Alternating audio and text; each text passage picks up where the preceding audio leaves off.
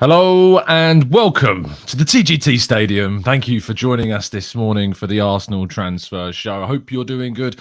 Hope you're doing well as Arsenal close in on the brand new 2022-23 season with a new look for the channel and hopefully some really exciting things to talk about for the rest of the season and beyond. Good morning, everybody joining us live in the chat box. Thank you so much for making this a continued part of your morning routines. Slightly new color scheme and changes, of course, for the brand new shows. We've got more to show you, more thumbnails, more designs for the different shows, of course, that we do across the channel.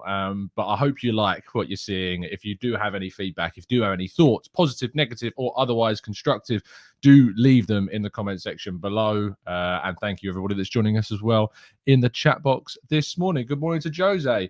Good morning to Matt G. Good morning to Stevie, to Martin. Hope you're good, guys. Simon and Damien and Edwin, who somehow is asking himself, how has he not been first, despite tuning in more than half an hour before the show started. You got to be quick and you got to be early, that's for sure.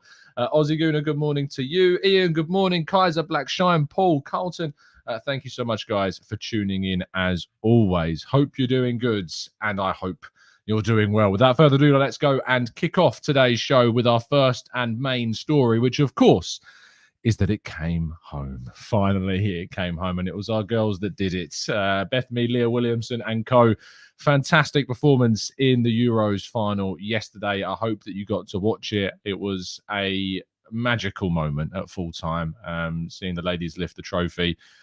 Doing what the men couldn't. Fair play to them, and absolutely fantastic. It's still going to take time, before the gap between the women's and men's closes. It's going to take a long time still, and we know that. If there was the men's team that had won it, I think the atmosphere in the streets in England would be very different. And I hope that one day we can get to a stage where, they are as close to as being as feasibly possible. But amazing achievement. Beth Mead as well, of course, winning the player of the tournament, did brilliantly well. And I look forward to seeing what changes and progression we see in the women's game from an English perspective. Everyone else, every other nation, I respect you, but I want England to win. I'm an England fan. I'm not one of those salty English or British guys that's like, they're not British, certainly not British, but turns in English. Like, I want England to succeed. I'm not a particularly huge fan of international football, but when England are in a tournament, I want them to win. And I'd love seeing the environment around England when the tournament's on these days. It has changed drastically. And I'm very, very, very fortunate, I think, to be around a time where English football across the boards is reaching new heights. So fingers crossed we can see that happen. Let's move on with our Arsenal stories. And Catalin Cirjan made his long-awaited under-21s return. He has missed over 400 days of football because of injury. So seeing him back in the squad is a really, really big moment for the Romanian. He's a really highly rated central midfielder, attacking midfielder, can play, in multiple positions in the middle. And he's one to keep an eye out for. We think of Charlie Patino, we think of Salah-Ad-Din, we think of, Kido Taylor-Hart. We previously thought of Amari Hutchinson and now, of course, Marcelo Flores. Catalin Cirjan is one you need to keep an eye on because he's a special talent, and I look forward to seeing what he brings to the side. Pablo Mari looks closer to securing a move away from Arsenal. He is in conversation with Monza, the Italian side owned by Berlusconi, of all people, and he looks like he could potentially be returning to Italy as he wanted. He did spend last season, as we know, on loan with Udinese. He said he wanted to return to Italy. He wasn't particularly, specific about it being Udinese in particular. And to be honest, they have their own issues and have gone through a lot of changes this summer. But Monza are looking the most likely situation for Pablo Mari in the coming weeks. Lucas Torreira as well, Sampdoria continuing to hope that they can secure a return for the Uruguayan international. Arsenal are still asking for upwards of 10 million euros for Lucas Torreira and hope that they can get that figure. Torreira was not involved in the matchday squad against Sevilla in any way, shape or form, which could be a small indication that he is moving on. A number of players like Leno and Balogun also weren't involved, and so therefore could be big hints towards Torreira moving on. That said, he did leave the US tour camp to go and sort out some things in Italy, so perhaps that is one of the reasons why he wasn't included. But he did train with the main squad ahead of the game against Sevilla but was not included in the matchday squad whatsoever. Folarin Balogun, though, is also looking like he might leave the club too, with specifically Reims in France being the team that he will go and play for on loan for the rest of the 2022-23 season. Finally, him getting a full season-long loan away from Arsenal. This is going to give him a great opportunity to play abroad, a great opportunity to play at the top level in one of the Europe's elite 5 leagues. And I think this is a great opportunity to hopefully level him up and see him get regular game time. And Nketiah is not going to get the same amount of minutes, I don't think, in the end as Balogun, unless he faces an injury. And it could be a chance for him to try and develop above his Arsenal teammate. He needs to return having got plenty of goals and plenty of minutes in his game. And if he can do that, then fingers crossed, we can see a player that will return to Arsenal that can really start to pay back the massive wage that we are currently paying him at around £40,000 per week. Yes, that's how much we had to invest to convince Balogun to stay at Arsenal. So we need to try and find a way to bring him back into the fold to start contributing to the senior side. Speaking of players that are going to be leaving, although on a permanent basis in this sense, Bernd Leno has now agreed that deal with Fulham. £8 million he is due to have his medical before signing. Arsenal lose one of their best servants they've had in the last few years. Of course, the first goalkeeper that we brought in after Arsene Wenger moved on under Unai Emery, and has been, a very solid servant to Arsenal. And I think the £8 million is probably not reflective of his genuine value, but it is his market value. And that is what he's going for. And that is what clubs, and in particular Fulham, have been willing to pay for him. And Arsenal have accepted that now. And we will see Leno move on to Fulham and play against us next season. I'm expecting a very, very good reception for him when he does return to the Emirates. We do play Fulham very early on in the season. I can't remember if it's home and away. Someone in the chat box is screaming at me which one it is. But whenever he does return to the Emirates, he will indeed, I imagine, get an exceptional reception from the crowd. Now, according to reports in Italy, Lazio still want to try and sell Sergej Milinkovic-Savic this summer. And Arsenal and Manchester United continue to be the two teams that are linked with a move. Il Mattino, the outlet have reported this. But of course, we know previously from other Italian sources earlier on in the window that Arsenal was said to be credited with an interest. Even some going as far as to say that Arsenal had bid for the player. I'm not convinced that is the case. I don't think Arsenal have yet made a bid for Sergej Milinkovic-Savic. I would love to see Arsenal get hold of him. I think he's a brilliant player and of a world-class level that would certainly add so much more to this Arsenal team. It is now a case of keeping those fingers crossed that he does indeed end up at Arsenal next season. But we're going to need some significantly better sources to start confirming this news before we get anywhere near the amount of excited we need to be.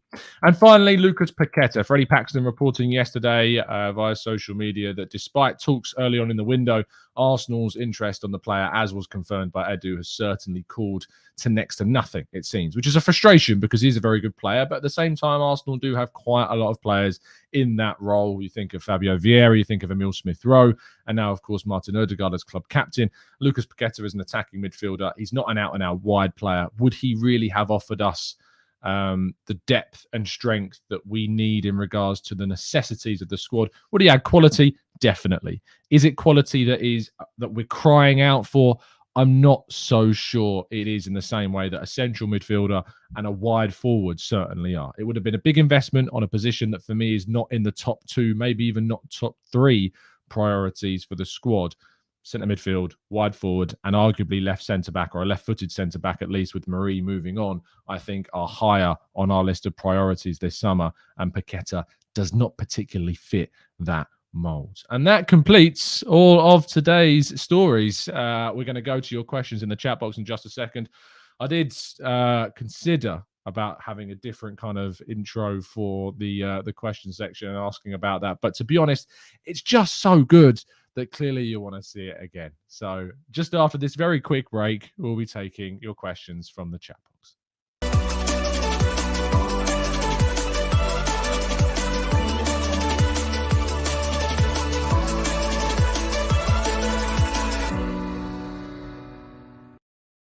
Okay, let's jump into the chat and see what you guys are asking. Let's see. I mean, I think we've got some really good feedback, to be fair, from the stuff today. Thank you so much for the kind comments in the chat box. I really, really appreciate all the kind words that are going down in the chat box today. The feedback is much appreciated. Always do leave your comments as well down below, and it does let us know how to change things, tweak things, make things better, make them more accessible. We've moved on from the green screen a little bit now. I kind of like the natural background. I'm going to try and improve more things that are behind me.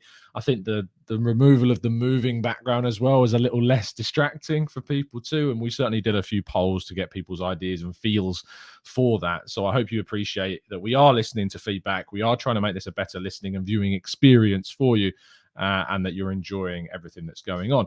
Unknown says, what about Runarsson news? There isn't really anything. You know, we heard of Copenhagen being potentially interested in him. That hasn't changed. There has been no update on that whatsoever. The club do want to sell him, but it's very difficult because he's got very high wages, around £52,000 per week, which is mental when you consider we're talking about Alex Runarsson here. Not particularly a player that I thought would be anywhere near that amount of money, but is. So no, we await to see if there is more. I think he's the type of player that will just continue to go on loan, you know, until his contract ultimately runs out. Lynn says, Tom, who do you think is realistic to whom we will sign before the end of the window? Good question. Who is realistic this summer? Tielemans, of course, remains the key one for me that I think is the most real because he wants to come.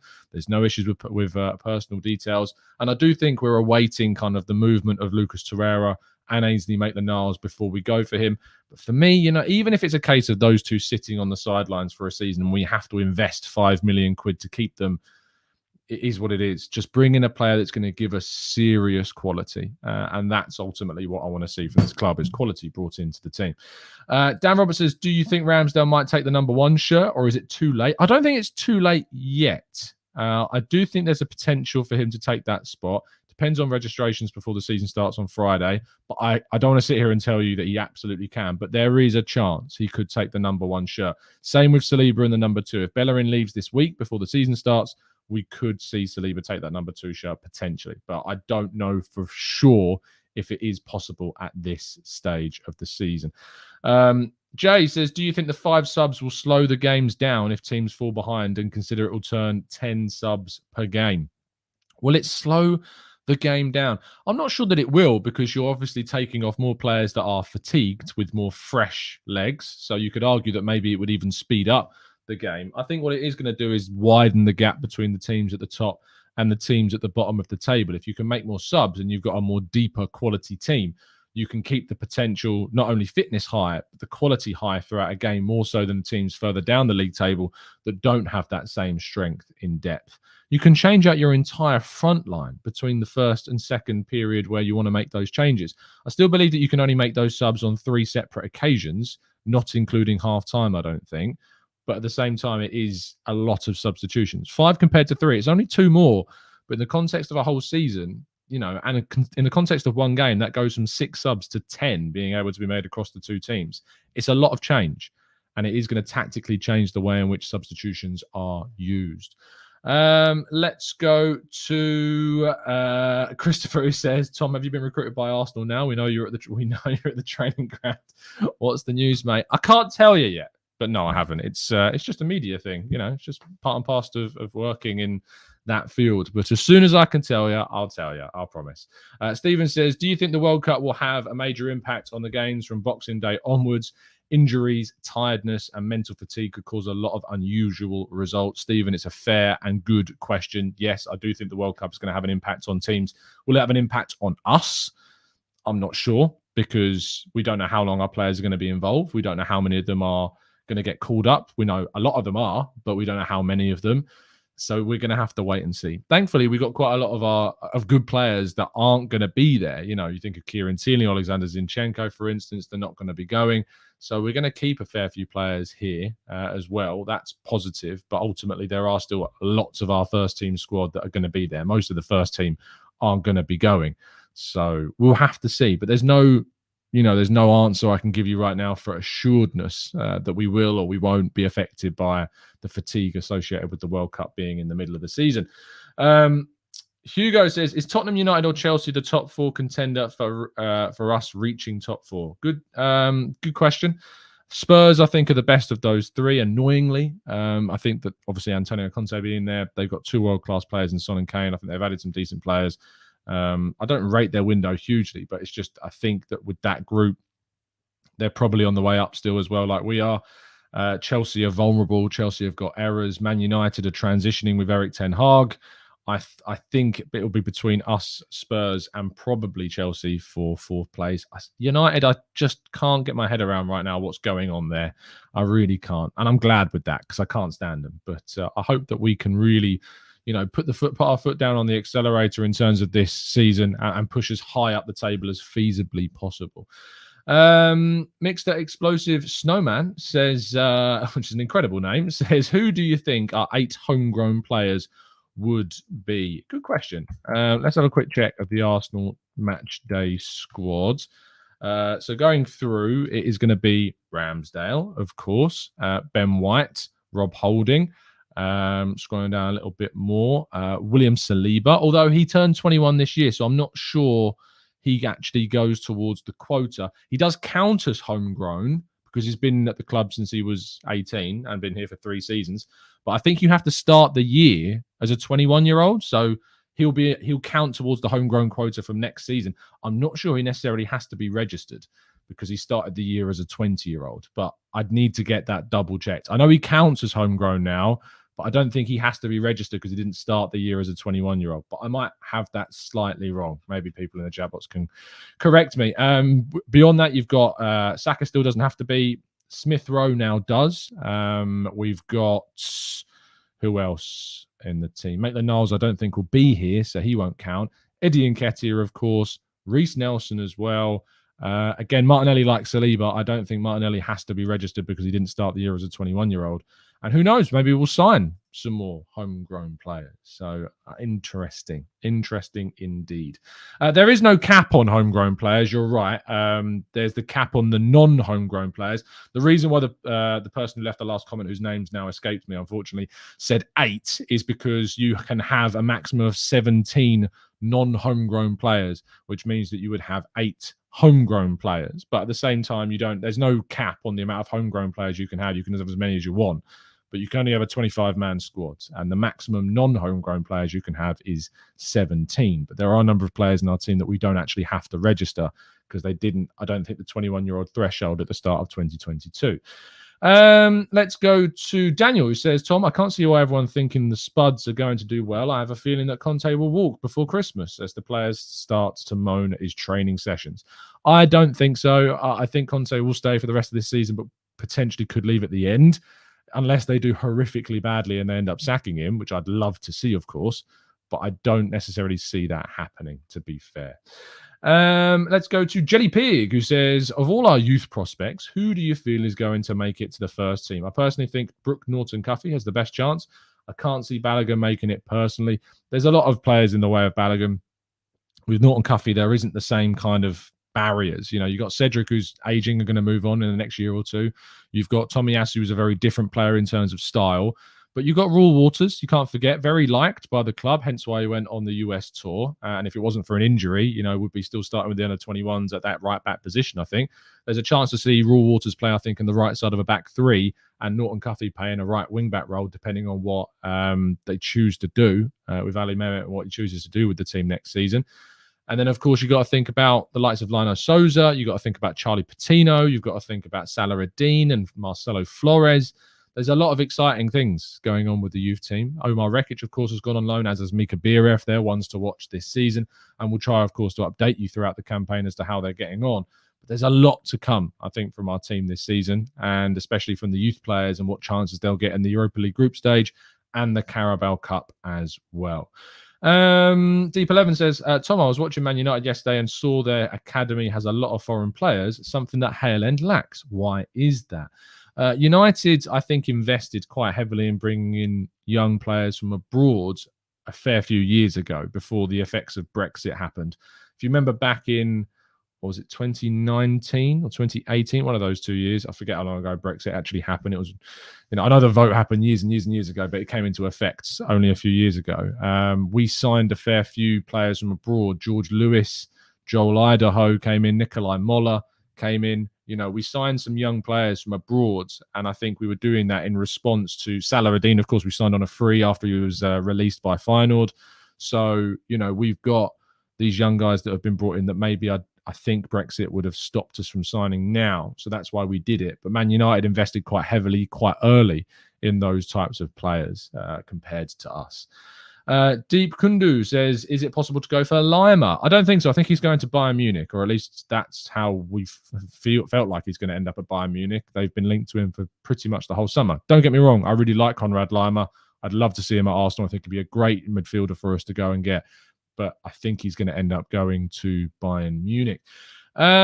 Let's go to South Africa. Says, to my recent subscriber, I think your camera angle could be a bit more central. It looks a bit upwards. Yeah, it's probably the positioning of the laptop compared to the seat. If I lowered the seat and go down and I change this to here, is that better?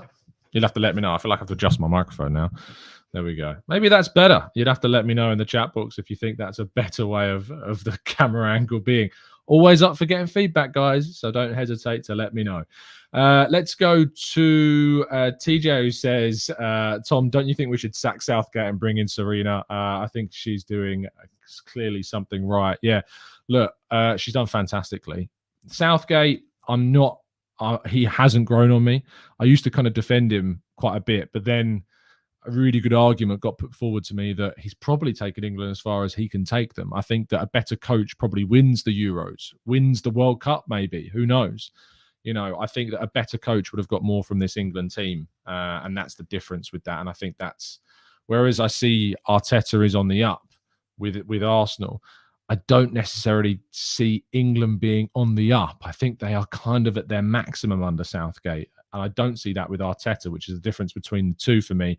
And I'd rather see England bring in another coach to take them to, take them beyond where Southgate has taken them so far. VDub says, why aren't we looking at the loan market for the right wing / striker? Because we've still got time left in the window to attack a permanent signing. It might be that we look towards the loan market in the latter stage of the window.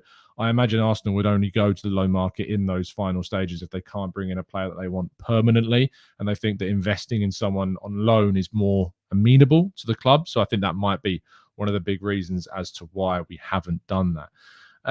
Let's go to Daniel, who says, is it possible for the new ref changes will show how biased the old regime really was against us? We'll have to wait and see, Daniel. It's an impossible question to answer right now. So let's see what happens and see what changes are made. HB says, did we make a mistake not having preseason games against a team that plays primarily with a low block? I feel that it would have tested our new attacking fluidity more.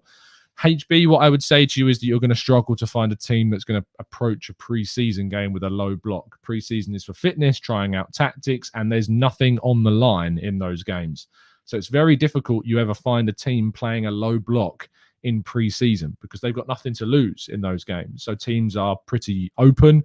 Teams like to attack, and that's why I think one of the reasons we've scored so many goals is we found a lot of spaces in behind. Next season, we are going to come up against teams that try and defend deep, and that we're going to have to work out how to break down. We aren't going to have the situations that we found ourselves having this summer because teams don't play that way in friendlies. They're going to be more expressive and more risky. That doesn't happen during a season, which is also why you should take preseason results with a pinch of salt, because they can be very different to the real thing, and that's the change. John, you're not too late. You caught the end of the show, but thank you so much for joining in, John, and thank you for your continued support, my friend. Johnny says, Tom, are you happy with the backing of Arteta's received from Stan and co in the last few years? I can't be unhappy, Johnny. We've spent more than we ever spent in a window last summer. We're on our way potentially to repeating that this summer. We spent something like 80 million the summer before that. I can't be disappointed with the level of investment that we've had available to us. We can't turn around and point fingers at the ownership for not spending. We've spent money. So it's very difficult to turn around and say that he hasn't been backed. He's been backed. We've spent a hell of a lot of money. So I don't necessarily think that there's any kind of finger to be pointed towards the ownership in regard to investment, because we've seen investment. I don't think we can debate that at all. There's been serious investment. Let's go to King, who says, a different King. We have a few Kings in our chat box. King Lucci, who says, you emphasize the need for a wide player that plays on the right, but I think we arguably have more depth there than on the left. That's why I think Gakpo is borderline perfect for us. I mean, right now, we do have a lot of players on the right. You're right. But the thing is, I think that if we bring in on the right, it's because we're going to replace someone there.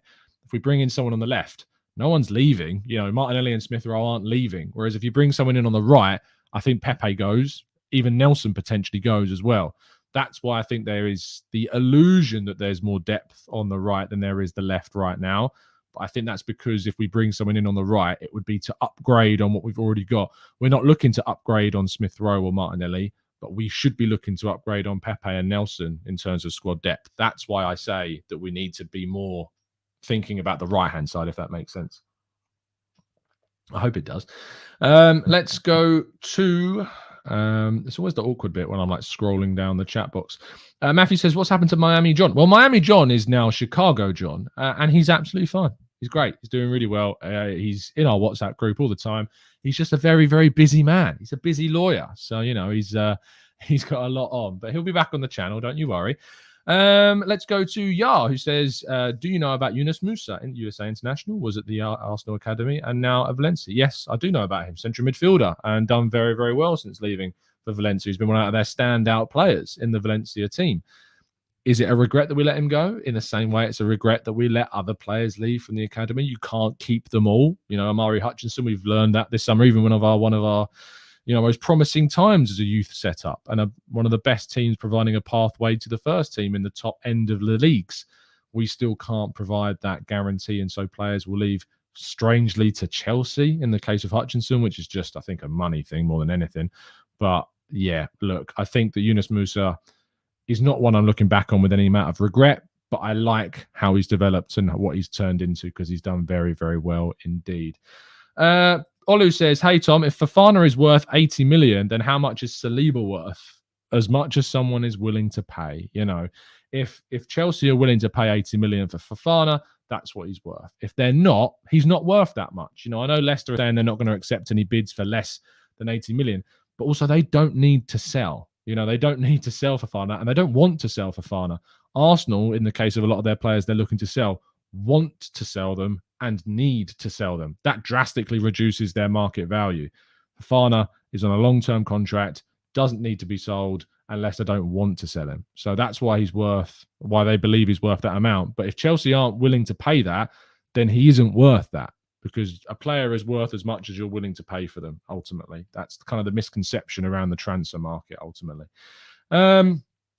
Let's go to Daniel, who says, Tom, are you saying that Tielemans is much better to what we already have, better than Xhaka, Partey, or Neni? Well, he's different to them, and he doesn't play really the same role as those players. You know, whilst you could pop Tielemans into a centre midfield 8 role like we have with Xhaka, and they're playing in the same position, they would play different roles in the same area of the pitch. So I think that Tielemans is better suited to Arsenal in terms of certain games, but in others, I would start Xhaka over him, you know, because if we're going up against the Manchester City away from home, playing Ødegaard and Tielemans with Partey might not be too well advised. You might want to bring Xhaka in to have a little bit more defensive and midfield steel than you get from Tielemans. But that's what this is about, Dan. It's about strengthening the squad. It's not about looking, is A better than B? Is this player better than that player? No, it's about making sure that we strengthen the squad as a whole. We take the team forwards. We push the needle a little bit further by adding quality. It's not always about, is X player better than Y player and so on. You know, I want to see players that are competing. I don't want backups. It's never what I've wanted at Arsenal for this summer. We need to make sure we're bringing in players that are going to improve us. Do I think Tielemans does that? Yes, I do. So that's why I think that it's not about him being better than those players. It's about him being of a level that he improves our starting 11 when we need him. And I think he does that. So that's how I would answer that question. Let's go to Diana, who says, question, what's your take on releasing the last of the old era players on a free? Torreira, Mari, Bellerin. so we move on. I don't see that status quo continuing after them. I think what we will see is the change of the status quo leans very much in the manager's favour with this. You move on these kind of old era players. You move on those players that weren't signed by Arteta. Everyone at the club, nearly 90% of the players are players that were either signed by him or have certainly developed into senior players under him, like Saka and Smith Rowe. These types of players, they've gone into their 20s being coached under Arteta and have become Arteta players. There's very few players at the club that are still not Arteta players just through being signed, like Tierney, El Neni, these types. Xhaka, of course, as well. But they will move on in the next couple of years. Maybe not Tierney, but certainly Xhaka and El Neni will move on eventually. Potentially even Tierney moves on. He's brought in Zinchenko. He's brought in a left-back of his own choice. So that's the difference now. And I think the status quo leans very much in the favour of the manager, which is fine, because you want the manager to be in control. If he's not in control, then you can't point the finger at him if things don't go right. And that's where we want to be, is that we want to be able to point the finger at Arteta and nowhere else. That's where we want to be as a club, being able to point the finger solely at the manager for when things go badly, because we don't want to be pointing the finger anywhere else, because then there isn't a legitimate source of the problem that you can make a change to. So there you go. Let's scroll down a little bit more and answer a couple more before we wrap things up. Thank you, by the way, to the over 1,200 of you that are tuning in. I hope that you're enjoying the new graphics, the new look of the channel. If you are, and even if you're not, still drop a like on the video, subscribe to the channel if you're new. There's plenty more graphics and views and looks and themes to be seen on the channel, so don't you worry, more is to come indeed as we continue through and get closer to the brand new season. We'll have a preview show for you guys on Wednesday with the members from our Discord server. If you'd like to help support the channel, you can go into the link tree in the description. A lot of you have been asking about the Fantasy League. Again, if you go into the description and click on the link tree there, it will take you to our page where you can find the link to join in with our fantasy football. So there you go. Lovely stuff. Let's go to Deep Kundu says, for the right wing position, how do you feel about Elise? Looks extremely promising. I like him as a player. I just don't think he necessarily progresses the right wing area for us right now. Maybe in 2 years he would. Maybe in 1 year he would. But I don't want to risk an investment in a player that's probably going to cost you upwards of 40 million without any guarantee that he's going to push the needle for us. And I don't necessarily think we can guarantee he pushes the needle for us at this stage. I think there's still more to be seen, more to be proven in Elise's game before we move for him. And let's finish the show on, let's go to scrolling down. It's really hard to find. I want to really pick out something interesting. Balaji, who says, hi, Tom. How will the Premier League teams manage fixture congestion this season? It seems the games are stacked all over, and it looks like there's no rest for the players. Ultimately, through rotation, through the addition of the extra 2 substitutions, and having deeper and bigger squads. That's how they deal with it. That's what we've tried to do. Now it's going to be a case of putting that to the test and seeing if we've added enough to the squad. Remember, whilst we criticise the second string not looking as strong, we've still got Tomiyasu and Tierney and Smith Rowe and Fabio Vieira all to come back, plus potentially any other signings we make between now and the end of the window. I think we've got a very strong squad. I'm looking forward to seeing what we can do with it next season.